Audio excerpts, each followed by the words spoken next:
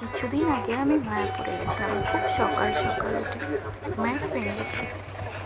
সেখানে গিয়ে দেখি এক অনুষ্ঠান হচ্ছে, আমরা তো জানতামই না, সম্ভবত দোলের কিছুদিন আগে গেছিলাম। ওরা বড় মন্দিরে মহাপ্রভুকে নিয়ে যাচ্ছে। যতটুকু শুনছিলাম ওই দিন মন্দিরে ওই ঠাকুরগুলোর উদ্বোধনী অনুষ্ঠান ছিল। রাস্তাটা কি সুন্দর রঙ্গোলি করা ছিল।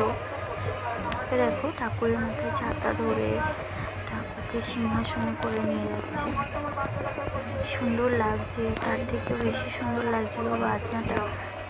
তারপর এই দলের সাথে হাঁটতে হাঁটতে আমরা চলে যাই বড় মন্দিরটায়, নতুন মন্দিরটায়।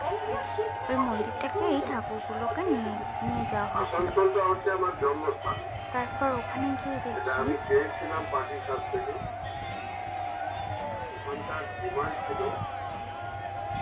যে ওখানে একজন বিশিষ্ট মানুষ এসেছেন।